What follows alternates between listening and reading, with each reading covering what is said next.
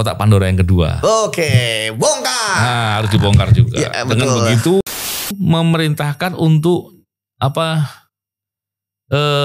menghilangkan atau mencemplungkan, merendam handphone gitu. Ya, Bang. Ya kan menarik tuh. Ya. Jadi dalam pandangan saya, dalam kira-kiranya saya lah, kalau ada perintah untuk menyuruh merendam handphone, ya, pastinya KPK sudah punya tuh. Ya. Bukti elektroniknya gitu kan, atau mungkin rekaman suaranya, atau mungkin hal-hal yang lain. Kalau nggak mungkin ngomongnya spesifik. Saksi. Itu tidak hanya sekedar itu, tapi ada banyak persoalan besar. Betul, Bang. Dan saya meyakini ya dengan konteks perkara ini, penyidik di KPK yang menangani perkara Hasto, Harun Masiku dan kawan-kawan, kalau ada yang lagi yang lain barangkali kan, dia akan ungkap itu. Dan saya kenal betul ya Rosa ya. Rosa saya yakin orangnya nggak baper lah. Hal begini-begini ya nggak. Boleh senyum-senyum aja lihat berita-berita itu. Saya kemarin nyebut kotak Pandora kedua, tapi iya ngeri itu, Bang. kali ini saya sebut nggak gitu ya? Ya. Menarik sekali kalau melihat perkara ini. Karena ini perkaranya dua. Yang pertama adalah kira-kira Harun Masiku ada di mana sekarang ini? Masih hidup atau jangan-jangan dia lagi menyimak keseruan di media sosial atau di media terkait dengan masalah ini?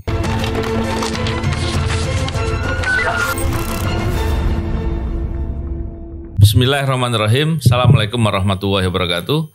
Salam integritas. Alhamdulillah kembali berbincang di podcast ini. Kali ini kita kembali melanjutkan membicarakan perkara di KPK terkait dengan Harun Masiku dan tentunya Hasto. Ya. Dan bersama dengan kita hari ini ada Yudi Purnomo Harahap. Yud, Ya, Bang. gimana kabar? Alhamdulillah baik, Bang. Saya kemarin berapa kali lihat Yudi berbincang sama Adriana Pitupulu gitu di media-media. Tapi inilah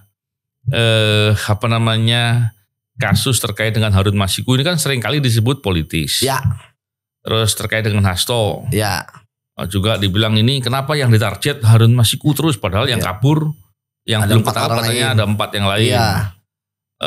Dan banyak lagi kenapa kok baru dikerjakan sekarang dan lain-lain. Saya sudah mendengar sih penjelasan Yudi di beberapa media, tapi Yudi bisa cerita lagi nggak? Gimana sih ceritanya kok kayak begitu? Ya, jadi memang kan mau tidak mau memang suka tidak suka kan ketika ada kasus korupsi, dengan kemudian naik ke penyidikan dan sudah ada tersangkanya. Kali ini kan Pak Hasto ya dengan 2 sprindik yaitu kasus suap ya. Kemudian juga kasus perintangan penyidikan ya karena posisi beliau sebagai sekjen dari partai yang terbesar di Indonesia tentu kan pasti menarik perhatian publik, media jadi perbincangan, jangankan di podcast kan, di televisi, di berita online ya, termasuk di masyarakat, mungkin di warung-warung kopi gitu, Bang. Jadi saya pikir itu hal yang wajar ya. Ya memang tentu kan KPK kasus korupsi yang ditangani kan juga nggak cuma kasus ini, ya tapi kan ini kan jadi sorotan publik dan tentu harus, saya pikir ya hal yang biasa lah. Toh juga kita melihat kan kubunya Pak Hasto juga memanfaatkan media juga ya untuk memberikan insersi versinya mereka ya, termasuk kan ketika datang ke KPK ya menyampaikan menurut versinya mereka. Jadi itu yang pertama, Bang. Jadi memang kasus yang menarik perhatian publik tentu juga menarik perhatian media, itu yang pertama. Kemudian yang kedua kan kemarin kan akhirnya Pak Hasto memenuhi panggilan sebagai tersangka untuk diperiksa oleh penyidik ya. Tapi nggak ditahan ya? Ya itu kan nggak ditahan. Ini kan setidaknya menarik ya, Bang, karena sebelumnya kan dia ingin menjadwal ulang dan kemudian diberikan oleh penyidik kok gitu ya. Artinya kan ini mematahkan salah satu juga, opini gitu ya bahwa sebelum ulang tahun PDIP akan ditahan gitu. Nyata kan diberikan waktu sampai setelah. Ya kan, dan kemudian ketika diperiksa pun tidak ditahan. Artinya memang ketika kemarin ya kita melihat kan ketika kasus ini berkembang dikatakan kan KPK itu politis. Ya sebenarnya bagi saya sih wajar, Bang. Kita kan tadi saya katakan sudah sering ya menangani kasus-kasus korupsi yang terkait dengan jabatan politik gitu ya, baik itu di partai maupun di parlemen atau di pemerintahan gitu ya. Ya pasti akan disebut politis ya. Apalagi ketika dicocok logi dengan ini posisinya di pemerintah bagaimana ya gitu. Padahal ya sama ini kan kita yang di pemerintahan bisa kena, yang di ini juga kena. Itu yang pertama, Bang. Kemudian yang kedua, bahwa tidak ditahannya tentu ini sangat menarik ya, bahwa sekaligus mengkonfirmasi ketika tidak ditahan artinya kan penyidik tidak cepat-cepat, artinya mematahkan isu bahwa ini terlalu politik. Kalau politik kan artinya ada pesanan, bahkan dikatakan ini KPK era edisinya Pak Jokowi gitu kan, tentu akan secepat mungkin gitu kan, ditaruh di tahanan. Artinya kan sekarang bebas seperti itu ya. Dan saya pun melihat ya ketika kemarin tidak ditahan kan, dan saya beberapa kali diskusi di media ya dengan kubunya Pak Hasto pun juga mereka juga sudah mulai meninggalkan ya serangan-serangan secara politik dan sebagainya, lebih banyak ke diskusinya hukum, Bang. Ini saya pikir saya sangat senang. Begitu, ya. Iya, mestinya begitu. Termasuk kan kita tahu kan dia juga melakukan pra-peradilan ya. Pra-peradilan terhadap KPK, dan saya pikir memang itulah hukumnya. Pembelaan yang benar. Memang membela di media dan lain sebagainya gitu kan, dugaan-dugaan pada KPK ya nggak masalah. KPK juga menduga dia sehingga jadi tersangka gitu kan. Sekarang kan saya lihat juga kondisi sudah cooling down gitu ya.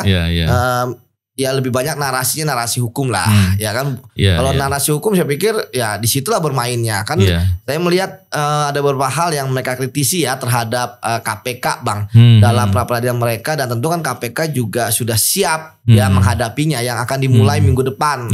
Hakimnya pun sudah ada, dan sebelum ke pra-peradilan tentu kita kembali lagi bahwa ya ketika kemarin Pak Hasto keluar kan, ya dia wajahnya kan juga ya agak sedikit senyum sedikit gitu kan, tapi tidak menyampaikan kepada media, dan artinya saya ngelihat ya tentu dia bisa jadi saya sudah memahami ya bagaimana kerja penyidik, dan penyidik kan kita tidak boleh baper kan gitu kan, Bang.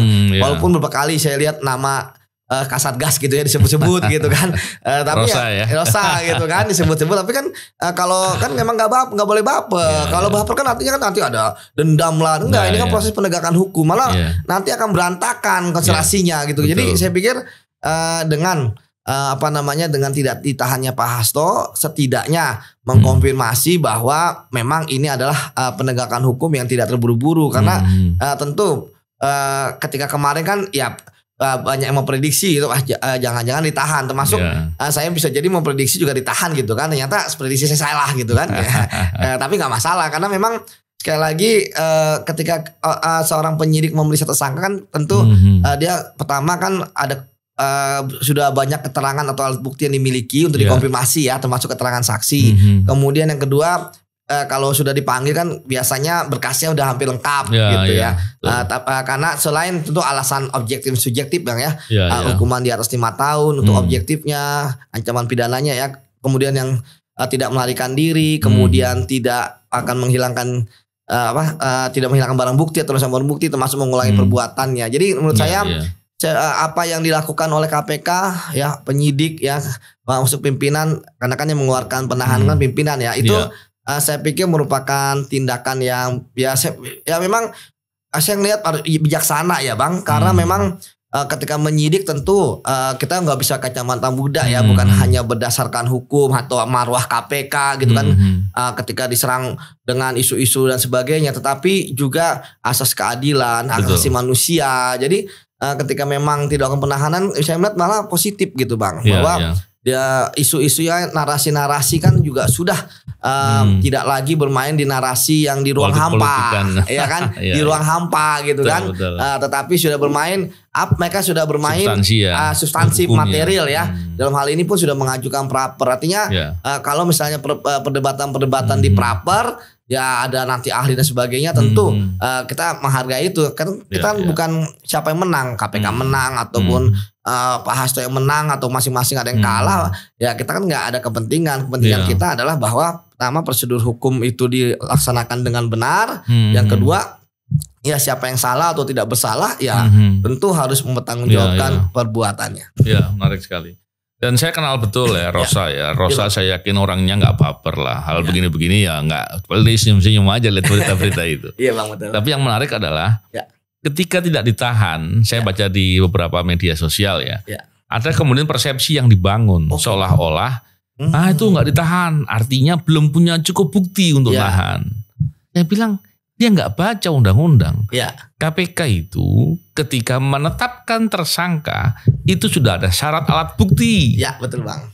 Syarat alat buktinya itu dengan syarat menahan sudah sama-sama menggunakan dua alat bukti gitu ya. Jadi dari situ aja sudah terlihat seharusnya tidak ditahan kemarin itu harusnya tidak ada isu soal alat bukti harusnya ya.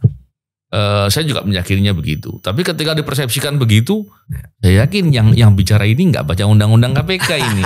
Dia menggunakan terminologi umum Terminologi umum ya biasa naik penyidikan memang karena diyakini suatu peristiwa itu adalah tidak pidana, itu saja. Terus yang kedua, ketika proses penahanan ada syarat alat bukti. Dan kan Yudi tadi sudah bilang bahwa ada syarat formil dan syarat material. Terus ada hal yang terkait dengan pertimbangan objektif dan subjektif gitu kan. Pertimbangan subjektifnya bisa jadi karena diyakini tidak melarikan diri, tidak mengulangi perbuatan, tidak menghilangkan barang bukti kan itu harusnya. Iya betul Bang. Menarik sekali kalau melihat perkara ini. Karena ini perkaranya dua. Yang pertama adalah terkait dengan suap, artinya bersama-sama atau menyuruh atau turut serta dalam suatu peristiwa perbuatan dengan Harun Masiku memberi suap kepada Wahyu Setiawan, betul ya? Komisioner KPU saat itu. Dan yang kedua, obstruction of justice. Yang menariknya kemudian KPK mengatakan dalam rilisnya, obstruction of justice itu memerintahkan untuk menghilangkan atau mencemplungkan, merendam handphone gitu. Ini kan menarik tuh. Jadi dalam pandangan saya, dalam kira-kiranya saya lah, kalau ada perintah untuk menyuruh merendam handphone, pastinya KPK sudah punya tuh. Bukti elektroniknya gitu kan. Atau mungkin rekaman suaranya, atau mungkin hal-hal yang lain. Kalau nggak mungkin ngomongnya spesifik. Betul, paling nggak keterangan saksinya. Dan saya yakin ya, tidak hanya keterangan saksi. Betul Bang. Karena kalau hanya keterangan saksi kan dicabut selesai gitu. Walaupun yang mencabut bisa kena pasal 22. Ya, bisa menjadi persoalan lain. Tapi kan yang menarik adalah jarang loh KPK obstruction of justice nyebut jenis perbuatannya. Jarang. Coba dilihat yang mana. Yang ini disebut perbuatannya. Saya pikir, berani. Kenapa berani begitu? Karena confident, karena yakin pembuktian. Betul Bang. Terkait dengan pra-peradilan ini, kalau dilihat dari pra-peradilan, saya nggak tahu substansi apa yang akan diajukan dalam gugatan pra-peradilan, tapi permohonan pra-peradilan kan tentu berkaitan dengan proses formil, bukan diuji alat bukti perkaranya, mestinya tidak. Hanya pun kalau dilihat sebagai alat bukti itu sebagai syarat, ada atau tidaknya. Apakah alat bukti itu relevan, alat bukti itu alat bukti substantif dalam perkara itu, tentu dibuktikan dalam pokok perkara. Dengan melihat penjelasan saya tadi, menurut Yudi, kira-kira pra-peradilan ini seperti apa ini? Karena menarik kan, KPK substansi pembuktiannya mesti sudah jelas. Dan banyak lagi lain. Kira-kira sisi apa tuh Yudi mau dilihat? Sebelum kita ke praper tentu kita harus menjelaskan dulu Bang ya, bahwa ketika ada proses pra-peradilan yang kita tahu waktunya singkat ya, 7 hari kerja Bang itu tidak menghentikan atau mendilai penyidikan yang dilakukan oleh penyidik KPK. Jadi jangan sampai kan ada persepsi ada pra-peradilan, tunggu dulu, enggak. Bahwa justru kalau seandainya penyidikan sudah selesai, sudah bisa dilimpahkan ke penuntutan, pra-peradilannya jadi nggak diperlukan lagi, gugur. Pak. Tapi kalau jadi istilahnya tentu penyidik masih bisa melakukan serangkaian tindakan, termasuk penggeledahan, termasuk memanggil kembali Pak Hastu, dan kemudian kan ketika pun dilakukan penahanan dalam proses pra-peradilan juga nggak jadi masalah, boleh gitu ya. Namun ya secara faktual tadi saya sepakat sama Abang bahwa kita waktu itu kan idealnya ketika ada orang kemudian mengajukan pra peradilan dan kita tahu berkas kita pun juga hampir lengkap, ya kenapa tidak segera dilimpahkan saja, ditahan, dilimpahkan, kemudian artinya ketika nanti ada putusan dari pra peradilan bahwa ternyata ini sudah dibacakan dakwaannya, kasusnya, sehingga otomatis gugur karena dakwaan sudah dibacakan. Ini kan juga mengantisipasi bahwa tentu mau tidak suka bahwa hakim mempunyai pendapatnya sendiri yang harus dihormati, yang ketika dia dalam satu kasus hal yang sama hakim A, B, C itu bisa berbeda-beda, sehingga kemudian KPK kan harusnya cerdas ya mengakon ANEF bahwa ternyata pra peradilan itu mempunyai risiko yang tinggi, sehingga harusnya KPK kemarin bergerak cepat. Namun ya saya melihat Bang ya, sejujurnya melihat bahwa kayaknya KPK ini menunggu hasil putusan pra peradilan yang saya lihat. Ya, artinya confident dong ya. Artinya pertama confidence, ya kan. Kemudian yang kedua, ya kalau saya dari sisi mitigasi resiko, artinya KPK berani mengambil resiko. Ya apapun nanti putusannya kan. Artinya mereka melepas gitu ya. Untuk ya udah kita berhadapan di pra peradilan. Kemudian yang ketiga, ya tentu melihat bahwa bohong kalau dikatakan serangan-serangan bahwa KPK politis dan sebagainya itu tidak kena ya di publik ya. Karena memang suka mau tidak mau suka tidak suka bahwa kondisi KPK pun sedang di titik nadir gitu Bang bahwa kepercayaan kan semakin menurun akibat PR atau beban dari masa lalu yang KPK lebih banyak kontroversi dibandingkan dengan prestasi, sehingga agak sulit mempercayai KPK ya, apalagi dibikin ya cocok logi sedang posisi lah kasus ini sudah kasus lama ya kan, kemudian ada putusan pengadilan yang memang tidak terlihat secara jelas tentang perbuatannya Pak Hasto, di mana kalau kita orang hukum kan sebenarnya ketika ada dakwaan perkara sebelumnya kan tentu atas terdakwa tersebut gitu ya. Dan kemudian ya tapi oke lah, sekarang kan sudah masuk ke proses pra peradilan yang ke depan sidang yang dibuka. Kalau saya biasanya mungkin siapa tahu KPK biasa sih menunggu waktu seminggu lah ya, ditunda gitu. Artinya di minggu depannya setidaknya di situ tentu saya beberapa kali diskusi ya paling saya lihat kan pra peradilan itu kan nggak jauh dari meminta supaya penetapan status itu tidak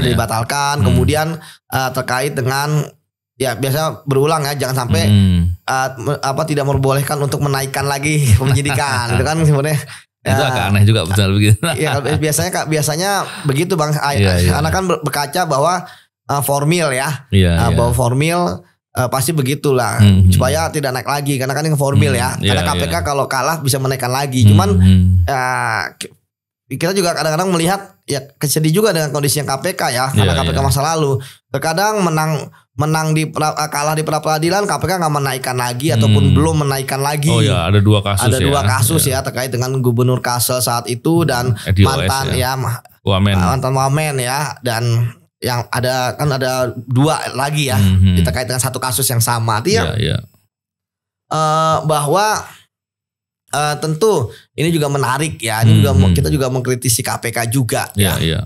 Jangan sampai pra peradilan itu justru dijadikan dasar untuk menghentikan perkara. Substansinya nggak diperiksa. Dan kemudian ditunda-tunda. Kecuali memang substansinya nggak ada. Substansinya nggak ada. Atau substansinya salah. Betul. Jadi tapi menurut saya sih ya pimpinan KPK yang telah berani menetapkan tersangka Pak Hasto di kepemimpinan mereka awal gitu kan, sementara mereka masih panjang 5 tahun ya, tentu ini ada standar tinggi. Jadi saya juga tentu terhadap pihaknya Pak Hasto yang mengatakan jangan tebang pilih, setuju kalau itu saya. Betul. Jangan sampai nanti begitu Pak Hasto sebagai sekjen PDI partai terbesar ditangani, besoknya udah nggak ada nanganin yang besar-besar ya, hanya yang istilahnya bupati, wali kota atau yang korupsinya hanya kecil aja dan sebagainya. Walaupun tetap KPK harus di atas 1 miliar, penegak hukum, penyelenggara negara, dan ada orang lain yang ada kaitannya dengan penegak hukum dan penyelenggara negara. Jadi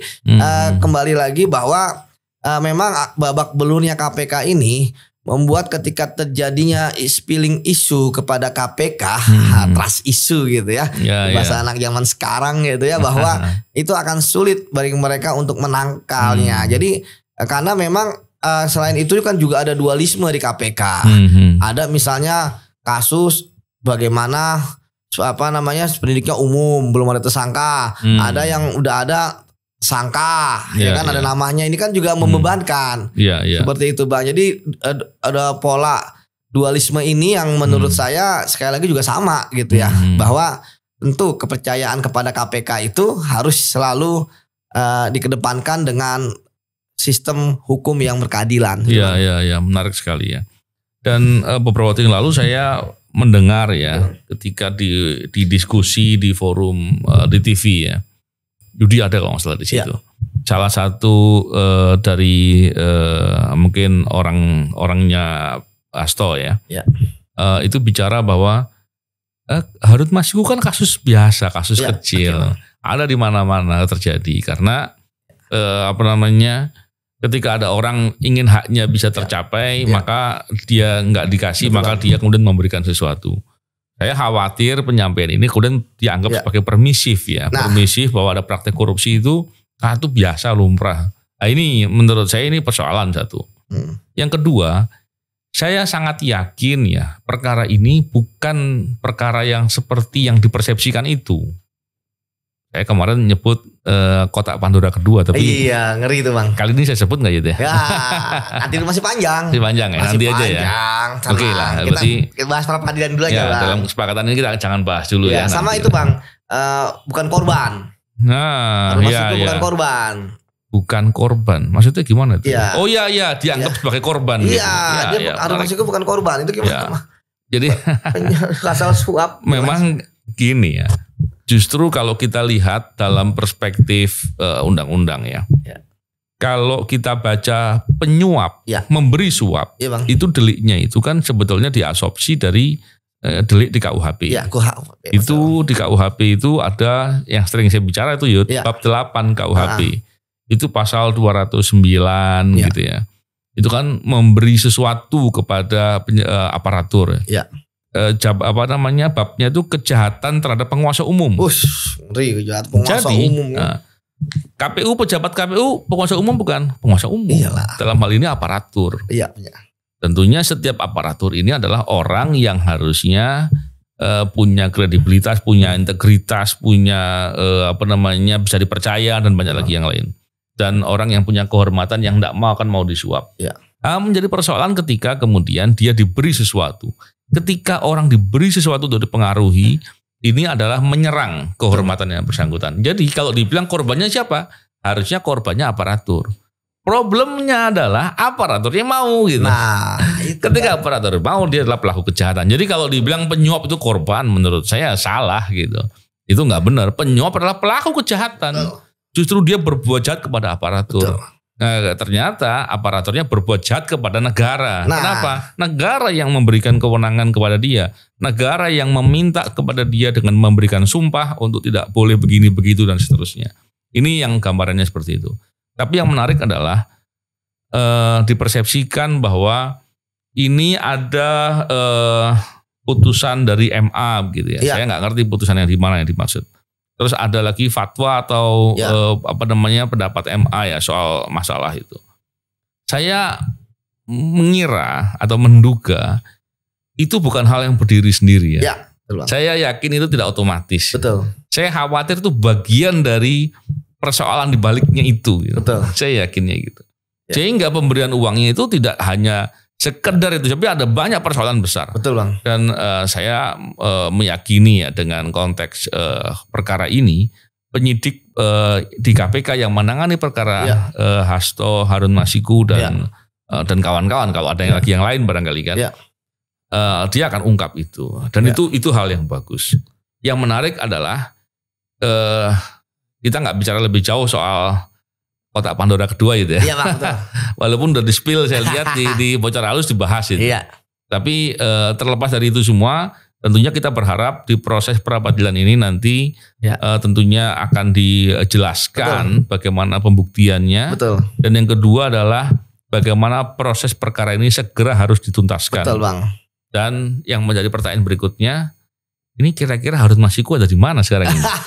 Masih hidup atau jangan-jangan dia lagi menyimak keseruan di media-media sosial atau di media terkait dengan masalah ini? Kira-kira gimana nih Yud? Iya, harusnya ya memang kan banyak teori-teori harusnya begini harus begini, tapi dia tetap aja nggak kelihatan. Ya saya pikir oke lah, Harun Masiku siapa tahu nanti kelak di kemudian hari akan bisa didapatkan, kemudian akan keluar dengan sendirinya atau ada informan yang memberikan informasi ya, karena memang kita tahu bahwa saat ini kita lihat yang depan mata kita aja ada suatu kasus ya, dan itu harus diselesaikan dan tentu jalannya persidangan pra-per ini menurut saya akan sangat menarik. Ya pasti lebih banyak kepada perdebatan ahli ya, tentu yang akan dikritisi adalah prosedur-prosedur KPK yang memang mau tidak mau suka tidak suka sering dikritisi, karena kan harusnya sebagai leg spesialis hakim-hakim sudah paham gitu ya, jangan kacamata kuda harus kuhap kalau gitu. KPK bukan penegak hukum korupsi kejahatan luar biasa gitu kan. Misalnya kayak biasanya sih kalau pra peradilan kan tadi saya katakan kepada abang kan yang nggak jauh-jauh dari misalnya bagaimana proses penetapan tersangka, apakah dari penyelidikan, apakah bukan, ya kan, apakah kemudian dalam proses penetapan tersangka itu alat buktinya cukup, ya, kemudian dalam proses penetapan tersangka, ya, itu bagaimana barang buktinya berapa dan sebagainya. Itu akan termasuk kita tahu. Yang paling banyak kayaknya nanti akan yang saya ini ya, analisis dari pemberitaan yang terkait dengan apakah sprindik gitu ya Bang, terkait dengan suap. Ini kan pasalnya kan suap, artinya utama suap, dan udah jadi tersangka Pak Hasto. Nah, apakah kemudian dia bisa ya kemudian ditersangkakan juga dengan perintangan penyidikan? Padahal kan ya kita juga sama-sama tahu ya Bang bahwa tersangka harus bisa membela diri atas nama dia gitu kan. Bahkan pengakuan dia kan belum tidak bisa dijadikan itu untuk menjerat dia gitu ya.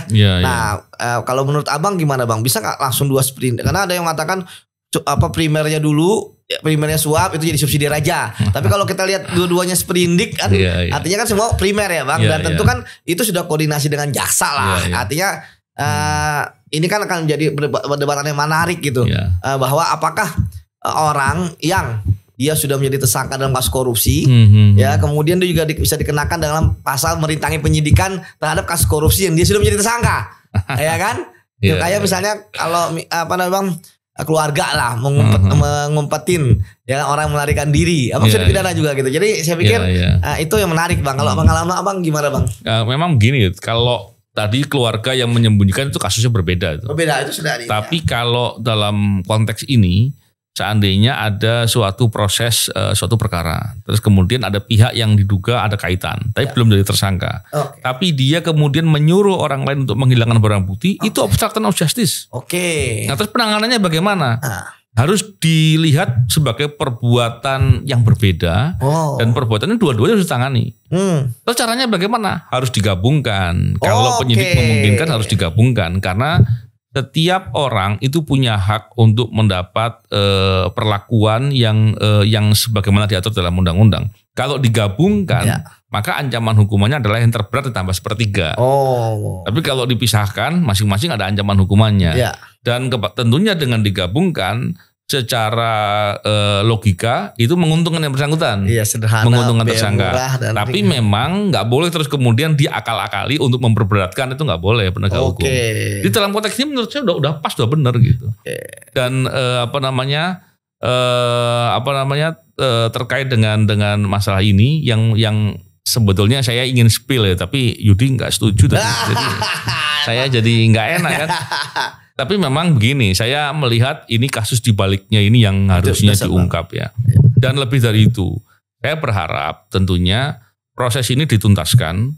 Dengan dituntaskan, semoga kalau ada kasus-kasus lain terkait ini ungkap juga gitu. Nah, cocok. Contohnya ada video-video praktek korupsi, ungkap dong. Iya dong. Justru kalau nanti perkara ini nggak tuntas, video-video tadi jadi nggak diungkap. Betul. Kan tentunya kita berharap semua praktek korupsi ungkap. Betul, Jangan Bang. sampai nggak diungkap. Katanya nggak mau tebang pilih. Nah, harus diungkap. Kan kita harus kawal dong. Kalau diungkap kita bahas dong, ya nggak? Jadi siap nggak bahas? Siap, Bang. Dan kasih ke penegak hukum. Dan saya ngeliat kan, ya abang kan juga pernah berpengalaman Nazarudin. Saya juga pernah dalam kasus yang saya tangani ya. Ya kalau ingin menjadi Nazarudin kedua, ya tentu harus dibuka ya. Kita melihat bagaimana kan dalam Nazarudin kan, ya memang nggak semuanya ada kebenaran hukumnya ya. Betul. Ya kan, tapi ada juga yang benar. Benar tentu ya berdasarkan alat bukti yang kita miliki, tetapkan sebagai tersangka. Kasusnya kita bongkar dan kita tahu bahwa ketika Nazarudin kemudian membuka ya kita bisa melihat ya dia kan tersangka juga gitu ya. Nah, kita bisa melihat bagaimana dia mampu untuk membongkar yang atasnya, ke sampingnya atau ke bawahnya kan, pelaku-pelakunya itu semua bisa ditangani gitu, Bang. Jadi bagi saya kalau emang mau benar ya seperti itu gitu. Tapi kan saya lihat sekarang udah calling down begitu, Bang. Jangan jadi calling down gitu. Itulah. Karena begini, dalam undang-undang setiap orang itu berhak ketika dia mengetahui ada kejahatan, dia berhak melapor. Betul, berhak. Ya berhak. Tapi dalam konteks kejahatan korupsi, tentu kita memahami bahwa praktek korupsi itu pengkhianatan kepada negara. Betul, Bang. Kalau kita mencintai negeri ini, maka kita harus berkomitmen untuk mendorong agar semua praktek korupsi ditindak. Betul. Nah, dengan begitu, saya tentunya menghimbau siapapun yang punya fakta terkait praktek korupsi jangan dijadikan bergain. Nah, betul. Jangan dijadikan upaya nakut-nakuti, tapi laporkan. Itu bagian dari upaya kita untuk mendorong agar pemberantasan korupsi dilakukan. Apalagi katanya di Rusia gitu kan. Nanti lengah dikit ke Ukraina perbatasan. Nanti kena bom hilang kan. Itulah. Jadi semoga dilaporkan. Saya tentunya senang kalau itu dilaporkan. Betul, Bang. Dan kita menunggu semoga praktek penanganan perkara ini dilakukan dengan sungguh-sungguh tuntas. Dan semoga paling tidak dalam perkara ini sudah mulai menggambarkan kotak Pandora yang kedua. Oke, bongkar. Nah, harus dibongkar juga. Dengan begitu, siapapun yang berbuat dalam upaya untuk menutupi, mengakali dan mempermainkan hukum dalam rangka menutupi perkara korupsi yang besar, tidak boleh dianggap sebagai hal yang dimaklumi atau sebagai hal yang lumrah. Permisif. Ini kejahatan yang sangat serius. Ini kalau dia aparatur apalagi pejabat, maka sesuatu hal yang sangat memalukan. Oke, terima kasih. Bang. Kita tunggu proses selanjutnya. Tentunya kita berharap bongkar semuanya. Terima kasih. Salam integritas. Assalamualaikum warahmatullahi wabarakatuh. Waalaikumsalam.